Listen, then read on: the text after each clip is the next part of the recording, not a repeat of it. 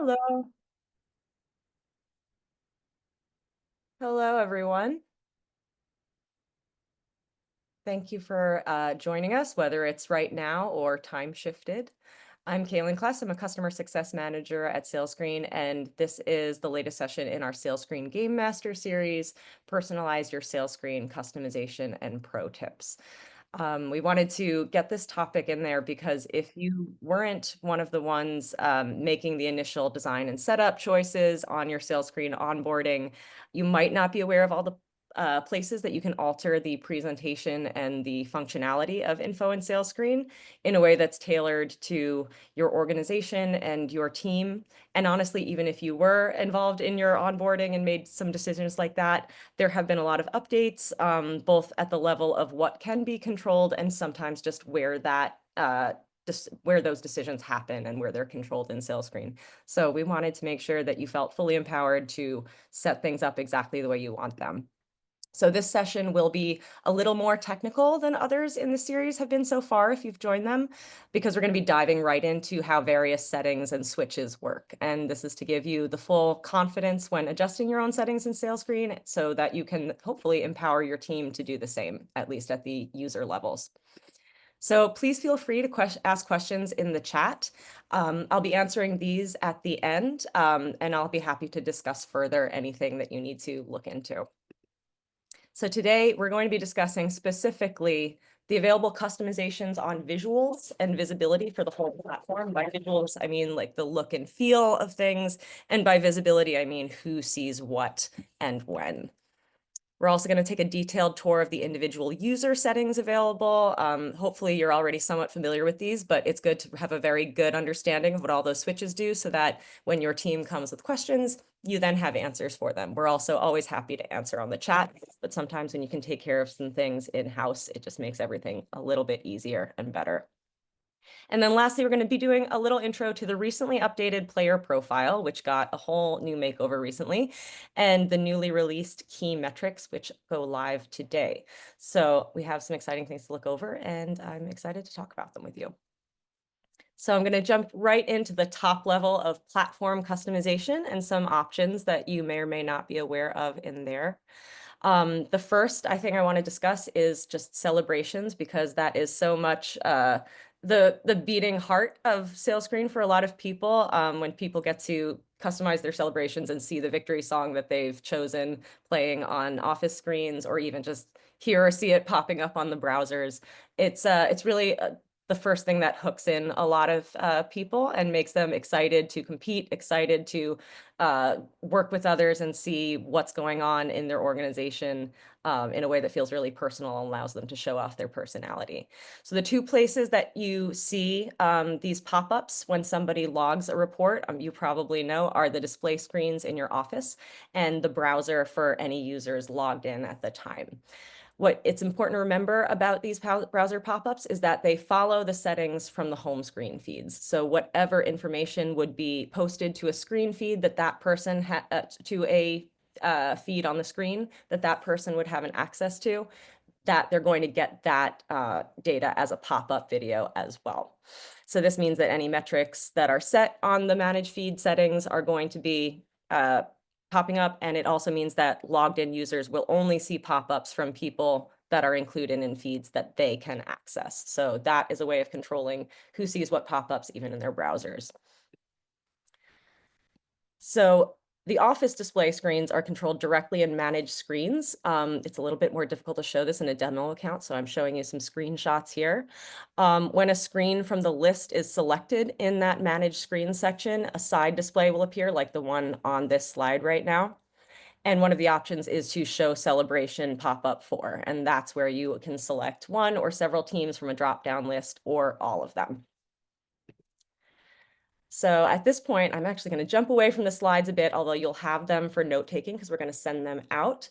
But I want to talk a little bit about those feeds and feed posts and how we can make them more tailored and more fun and more relevant to your organization. So bear with me, and I'm going to share my demo.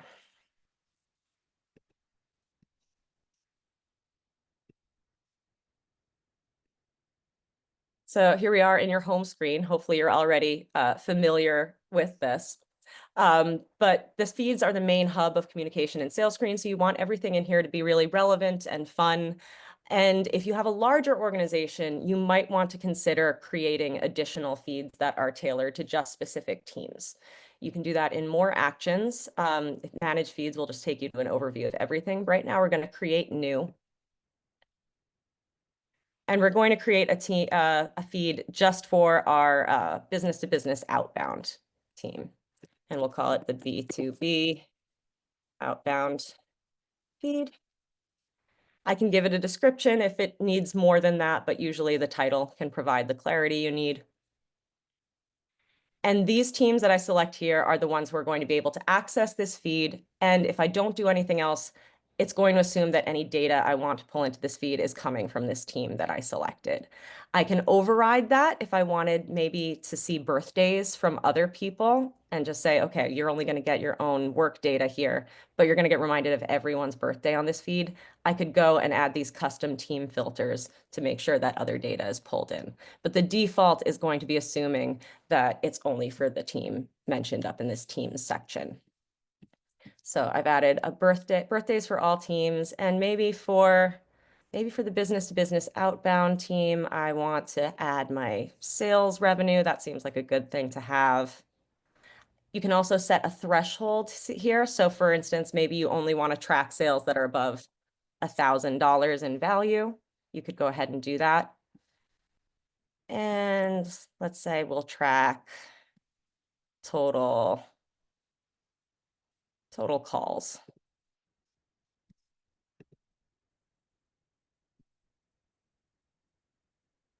Then I'm gonna head back to our feeds. You'll see this now. Oh dear, no, did not save. All right, so I'm going to duplicate my initial feed and then go from there to recreate that.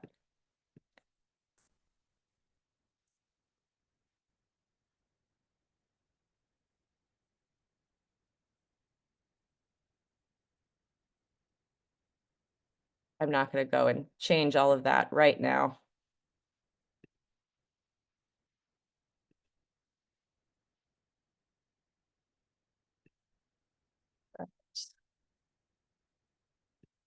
Once I click create, now I have it available and you'll see it in that manage feeds section. So that's back here when you clicked more actions, manage feeds is taking you right there. So in some cases, you're not going to necessarily need a separate feed for each team. This organization is actually a little bit smaller. They probably don't need that, but it is something that you have as an option to make things more relevant. If you have many, many users, it can be good to keep things focused on just the things they need to see. And by default, you're only going to see what you need to there, but I want to show you how to tailor the content of that feed itself. So we're going into, I'm sorry, I've lost a button behind some Zoom windows.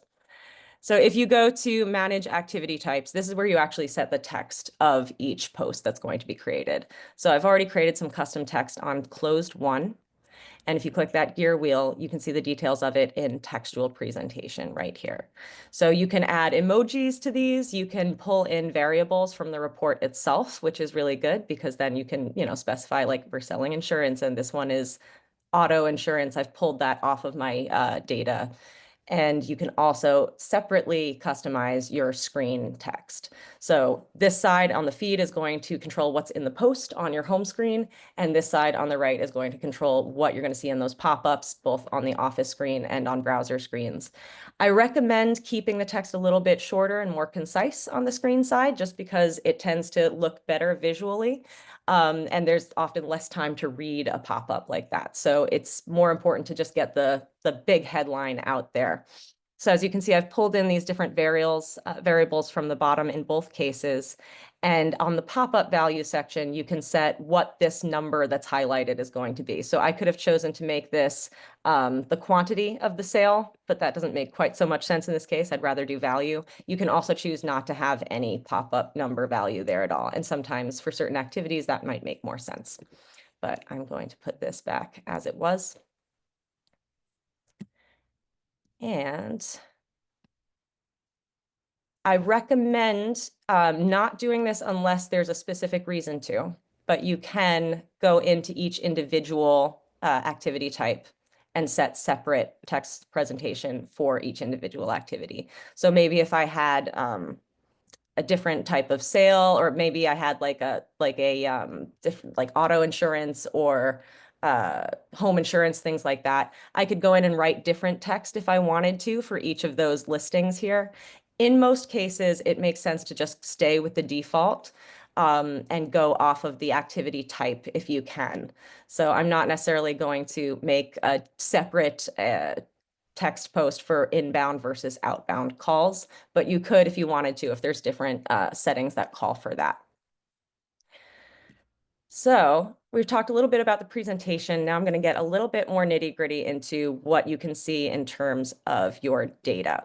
So I'm going to go into our managed settings, and this is just a section of the platform that I'd like to demystify for people. You see a lot of different options, and I want to make sure that you feel like you really understand every little aspect of this and what these switches control. So in your general company settings, you can change your name. We do ask that if you are going to change your name of your company, that you reach out to a CSM because this affects how we find you in the system. But you do have the option to update it. You can choose the standard language of the account. So this is, what's going to show up in the menus, etc., for everyone. Whatever you set as your text in feed posts and things, that is your text. So this is not going to translate anything custom that you've written, but it'll change the language settings for anything that is default to SalesScreen. You can also set your time zone here, which will affect how competitions will show and display for people and what times.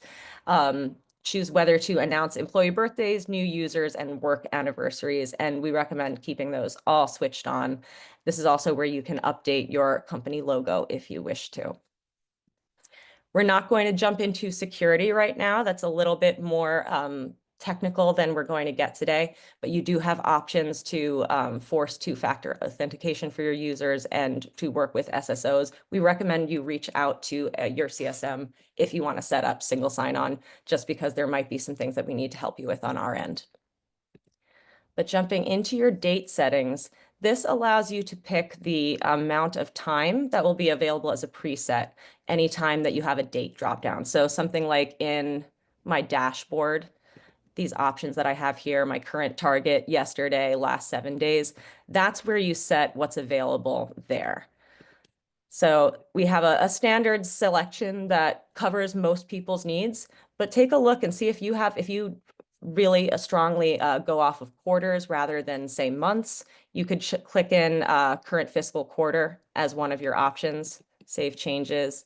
And now if I go back to my dash, current fiscal quarter is going to be one of my options here. Some other important things to be aware of in those date settings, because a lot is actually packed in there, is that you can select your working days. The default that you have in SalesScreen, if you don't do anything, is that you have 5 working days, Monday through Friday, and the start of your week is Monday. But you can go through and change that if yours is different. This is also where you can start your fiscal year. If you have a year that is considered to start sometime other than January, make sure this is switched on. And then you could say if your fiscal year starts in April, you could go ahead and do that, and that'll change what the definition of current year is in those date settings. This is a section that not a lot of people are aware of, and I wish more people were, so I'm glad we're talking about it now. You can add your public holidays, and those will be excluded from things like achievement streaks in SalesScreen. So this is a really good thing to go through, see what holidays your company observes. I'm going to just pick everything right now.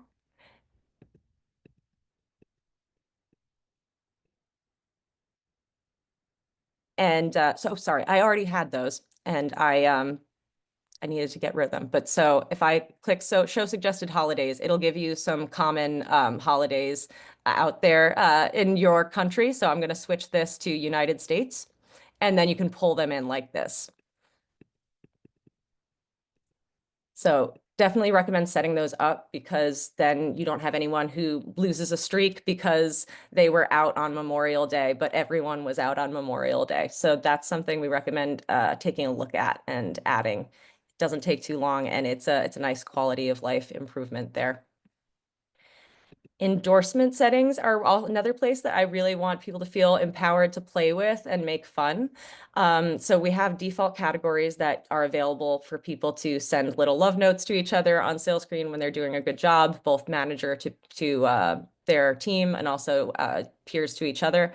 And we can make those our own. We can make them a little bit fun. So we could have team player. We could maybe add some emojis here. So let's see, what's a good team sport we could, yeah. So here, you got a team player there. You can also, in this section when you're updating an endorsement, set a period cap on how many times that endorsement can be given. So for something like team player, that probably doesn't make sense. But if you were to have, say, employee of the month, maybe you would only want to be able to see that once a month. And for something like that, for an employee of the month category, you would probably want to do only visible to admins, because peers typically don't make that decision for one another. And on this section here, you can enable coins. So just because you have coins enabled doesn't mean that coins need to be given with an endorsement unless you set a coins minimum. So if you want to make sure every endorsement comes with coins, you could set even a minimum of 1 or anything that you feel is appropriate.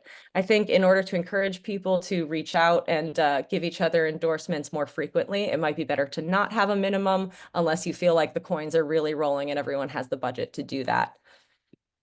But it's something that you can do to create a lot of personality. What I do recommend is if you have a list of company values and things like that, maybe you would want to slightly change these titles to reflect those.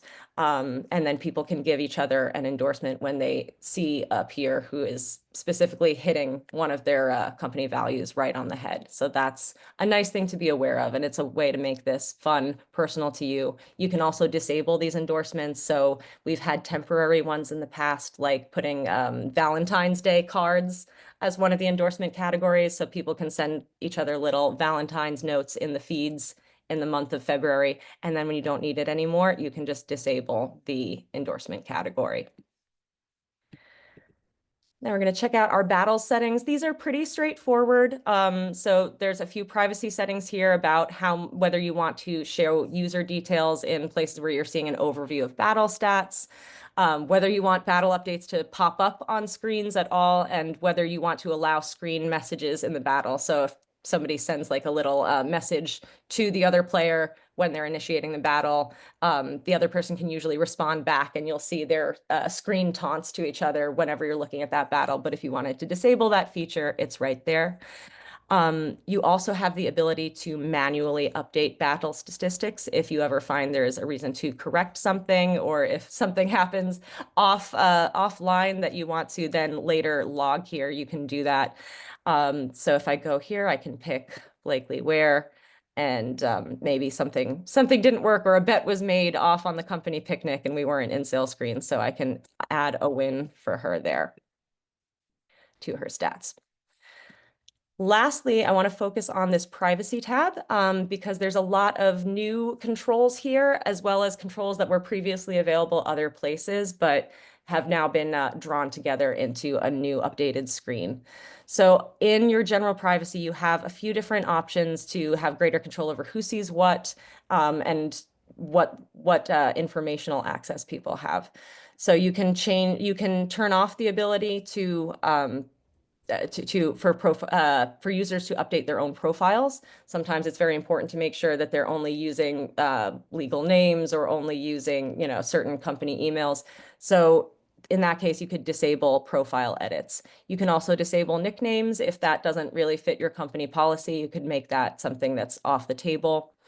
And then this switch here it's a new categorization that you could use to show or hide deactivated users in your leaderboards. So if you have somebody say leave the company mid-month, you get to decide whether you still want to see their data showing up in your dashboards and counted as in the leaderboards. Their data and reports will still be there, but it may or may not make sense to still highlight their numbers to the team. So by default, we don't at this point. But if you wanted to still see them in the lineup, you would switch this on and then you'd be able to see them in the leaderboard. You can also disable the profile page entirely. We hope you don't, because the profile is a lot of fun and we're going to be jumping into it in a second. But if for whatever reason, for privacy concerns, or if it's just not your focus right now, you could disable the profile page with that switch. You also have the ability to hide or show gamification and data elements for both admins and users. So this just means that if you're an admin, you're going to be able to see any competitions that are in that section, even if you aren't the one who created that competition. So I can say that everyone can see this, see this, or I could just say that this is going to be limited to users and the teams they manage. So they could go in, see one of their users is in a competition. It's not a competition they created, but because they manage a user in that team, they can see it. And then that will automatically set this one to users only being able to view games for users in their team.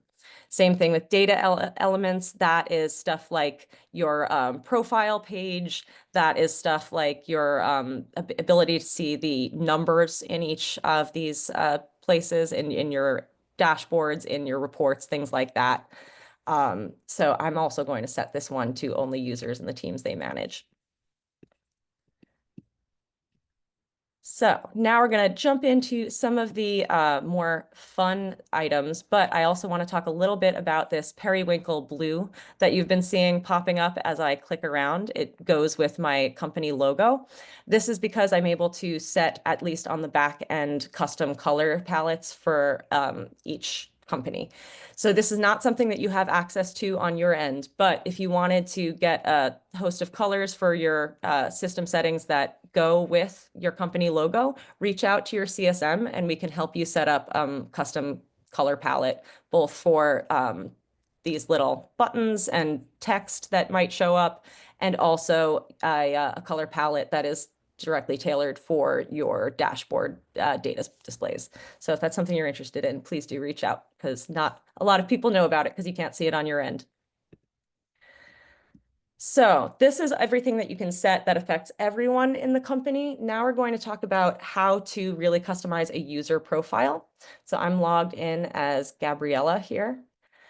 By clicking your own picture up in the upper right, you can do all things all things personalization for your own user.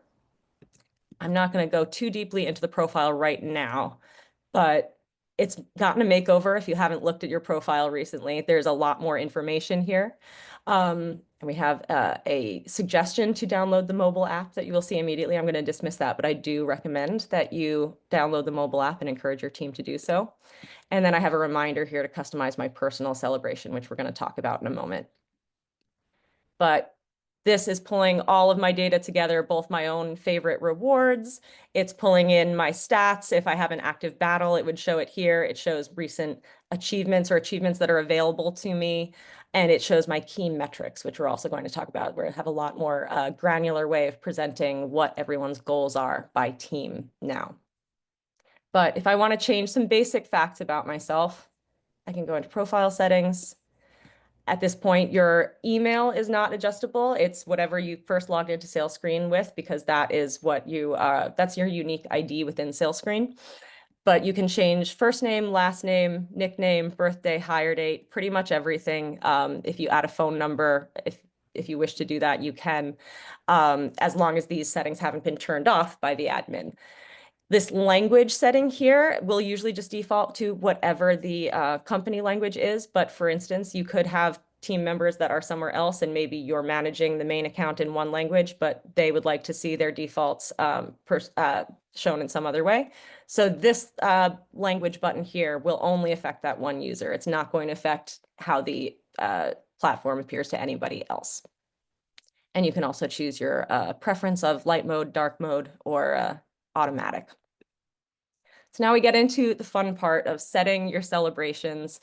We're going to create a new one from scratch, but we do offer the ability to see what your colleagues are doing and just get some inspiration, maybe not steal, or maybe steal if it's a really good song. But I'm going to show you how to make one right from the beginning. So I'm going to click Create Celebration. We also have suggestions of generally used celebrations in SalesScreen that have been kind of all-time favorites across different customers. So you have a few ideas right there.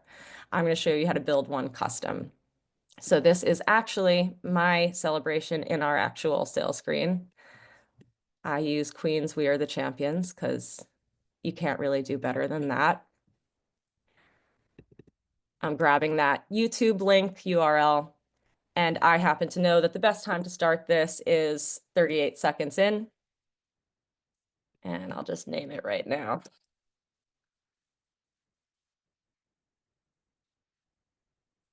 And I can preview that, make sure it's coming in the way I want. Using the reset, I can go back to exactly where it'll cut in. And then I have my ideal setup there.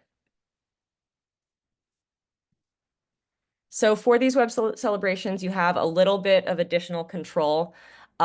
These here are going to show what celebrations pop up for you when you're in your browser. So if you don't want to see pop-ups while you're logged into SalesScreen, you would turn these off. But again, we recommend keeping them on so that you can stay in abreast of what everyone else is doing. You can also, if you are in a situation where you don't necessarily want that music popping up all the time, you can default mute celebration pop-ups in your own browser. So this is not privacy settings. This is not what's allowing your video to show up on other people's screens, but this will control how other people's pop-ups show for you. In privacy, you have a few different options to hide from the feed. So if you don't want your feed post to appear, you would turn on hide from the feed. If you don't want to have your pop-up celebration show in any screens, you can click hide from screen. Again, we hope you don't, but you do have the option to do that for whatever reason. And then you have the ability to choose whether you're available for battles. So having this enabled means that you can challenge other people to battles and they can challenge you. But if for whatever reason you don't want that right now, you can keep that turned off. And then the rest are a bunch of suggestions on emails that you can have enabled to go into your account or not. I think it's good to keep most of these on. We don't really spam you with a whole bunch of emails. They're mostly available just for letting you know when you've gotten an achievement, an endorsement. If you get the weekly newsletter, that's only for admins, so it's not going to be something that's going to go out to every single person. And it's a good thing to keep these on just to stay abreast of what's happening. In your security system, again, I'm not going to go too deeply into the weeds on anything, but this is where you can change your password, and that's as simple as rewriting your old password and then your new one twice. You can enable two-factor authentication for yourself. So if you want to get a text or if you have an authenticator app, you can use that. And you can also sign out from all other sessions if you think you might still be logged into SalesScreen somewhere else. You can also customize the notification. So this is different from emails coming in. These control whether you're going to see notifications on the mobile app or notifications in the browser when you're here. So you can turn them on and off for different parts of SalesScreen, different activities. They're pretty self-explanatory, but I just wanted to bring to mind this business hours switch, which allows you to change when you see these notifications. So maybe you want them for the most part, but you only want to see them during business hours, 9 to 5. That's something that you can set for yourself as well. I kind of like to see what my coworkers on different time zones are doing and be able to give them a little like or something if I see something good pop up on my phone. So I actually don't set business hours, but it's something that you can do to create a little bit more of a separation if that's desired. So now that we've talked about all the ways you can control the profile, I really want to show our new profile off because it's really beautiful and it has a lot more information that we didn't have before. So it's noticed that I have created my first celebration and it is congratulating me on that. On this profile, we have some items that we used to be able to see before. So you can see, basic info and stuff like that, but you can also go a lot deeper into individual game statistics, where you can check out like how many achievements have you collected and progress towards other ones. So I have not made any progress towards new calls, but I've gotten that achievement in the past. You can also keep tabs on battles that are ongoing and completed. I have this recent one that I unfortunately lost, it seems, but that's how it goes sometimes. Competitions that you have competed in, endorsements, both given and received. I've only given, I haven't gotten any here. But this is where you can also check on rewards that you've purchased and missions we've talked about previously, and we're going to probably do a deeper dive on them at some point, but you can see any ongoing. This key metrics section is something that's been enabled recently by the way we are displaying those metrics for people that allows you to get really deeply into the metrics that matter specifically for your team and also to compare where you are. So you'll see these are the key metrics for the team that I am on, and it lets me know right off the bat my ranking I'm second out of 4 users on my team for sales revenue. I'm second out of 4 in quotes sent, and I am first out of 4 on outbound calls. I can also compare myself to just one user if I want on my team. It does have to be within your team so that the metrics remain the same. So if I lost that recent battle to Charles Dixon, I can take a look and see where I need to pull it up. So I'm ahead of him in sales revenue. I'm behind him in quotes sent, which is, I believe, what the battle was on. And I am ahead of him in outbound calls. So I know that if I want to start another battle, maybe quote sent isn't the one for me to challenge him to right now, but unless he gets wise to the game. I'm not going to get deeply into coaching and scorecards, but you can see your upcoming sessions and your current status in those tabs as well. And then next month, if you are more interested in those, we're going to take a deeper dive at our next webinar. So for these key metrics, because I feel like that's such a cool feature, it's really new, and it's something that I think both managers and end users can get a lot of value of, especially getting it deeper into rankings and comparisons. I'm going to show you how we do that now. So it's in Manage Organization, what used to be Manage Teams. And now you get to see all of the key metrics for the company at large and also individual teams. So you'll notice I had all sales revenue as a key metric and also quotes sent as my secondary metric. So we recommend the primary key metric be something that is key to the organization as it sounds. So I'm only putting sales revenue. And then secondary metrics being activities that get you there. So I made that quote sent. If I wanted to say that I had a goal for number of sales as well as sales revenue, I could by adding metric right here. So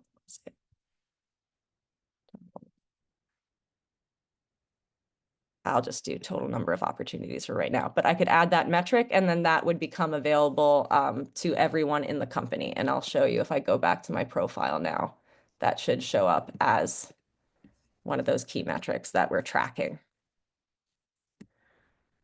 But you'll notice that I have outbound calls here, which was not set on that screen. That is set at the team level. So I'm going to archive this. At the team level, that was me going in and saying I am business to business outbound. So I want to track total number of outbound calls just for that team. And then your inbound team is not worried about that. So they're not going to have that separate metric. What I could do, maybe I really care for the inbound teams, maybe I really care about talk time. So I could add a metric just for them, total call time. And then if I go back to business inbound, that hasn't affected any other team. So it lets you get really specific, make sure that you're not sharing things with teams that maybe aren't relevant to them. You can even hide these inherited metrics. So if I decided that, okay, my inbound team, they don't need to do quotes sent, I could go in and hide that. It's not deleting it off of my key metrics at the company level. That's still there. It's just tailoring what each team is going to see. So that's really helpful to keep everyone's eyes on the prize and make sure everyone knows what you want their team to be focused on. So we recommend you go in and take advantage of that. So I've been really enjoying sharing some of these new ways of controlling SalesScreen and some that you just might not have known about before. And at this point, I welcome any questions that might be in the chat. Jen, do we have anything? No questions on our side. Okay, so I hope that means that everything was really clear and that there's been a lot of inspiration for new ways to customize your sales screen environment and really make it your own, make it your home away from home when you're at work. So I will thank you all for joining me and tell you to have fun customizing.